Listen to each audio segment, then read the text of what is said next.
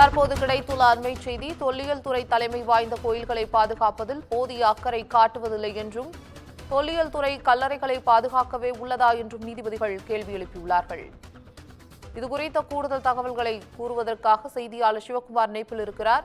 வணக்கம் சிவகுமார், உங்களுடைய தகவல்கள். வணக்கம். தூத்துக்குடி மாவட்டத்தைச் சேர்ந்த சின்ராஜ் என்பவர் உயர்நீதிமன்ற மதுரை கிளையில் ஒரு மனுவை தாக்கல் செய்திருக்கிறார். அந்த மனுவில் தஞ்சை பெருவுடையார் கோயில் கடந்த 40 ஆண்டுகளுக்கு மேலாக இந்திரன் சந்நிதி பூட்டியே கிடைப்பதாக ஒரு குற்றச்சாட்டை வைத்திருக்கிறார். அதாவது தஞ்சை பெருவுடையார் கோயிலில் சுற்றுலாத்துறை சார்பில் மிகவும் பிரசித்தி பெற்ற ஒரு கோயிலாக கருதப்படுகிறது. மிகவும் பழமை வாய்ந்த கோயிலும் கூட. இந்த கோயில் தொடர்பாக இந்த மனுவில் ஒரு அமர்வு தாக்கல் செய்யப்பட்டிருக்கிறது. அதாவது தஞ்சை பெருவுடையார் கோயில் கடந்த 40 ஆண்டுகளுக்கு மேலாக இந்திரன் சந்நிதி பூட்டி கிடைக்கிறது. இன்று வரை பூஜை மற்றும் வழிபாடு நடத்தப்படாமல் உள்ளதால் பராமரிப்பு இல்லாமல் இருக்கிறது.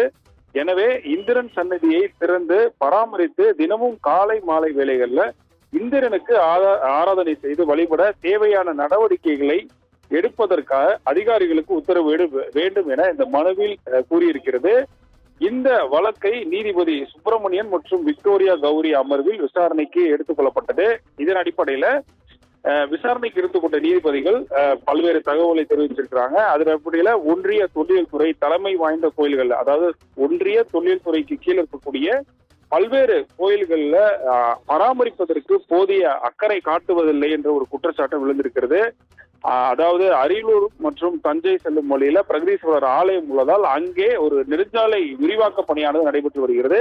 இந்த நெடுஞ்சாலை விரிவாக்க பணியின் காரணமாக கோயில்களை போதிய முறையில் பராமரிக்காத ஒரு சூழல் காணப்படுவதாக ஒரு குற்றச்சாட்டை நீதிபதிகள் வைத்திருக்கின்றனர். மேலும் கோயில்களை வருமானமாக பார்க்கும் இடமாகவே அரசு பயன்படுத்தி வருவதாகவும் ஒரு குற்றச்சாட்டை நீதிபதிகள் வைத்திருக்கிறாங்க. இதன் அடிப்படையில மனு குறித்து ஒன்றிய தொழில்துறை மற்றும் மாநில அரசுகள் பதிலளிக்க வேண்டும் எனவும் ஒரு உத்தரவை பிறப்பித்து வழக்கு விசாரணையை ஒத்தி வச்சிருக்கிறாங்க. தற்போதைய தகவலுக்கு நன்றி சிவகுமார்.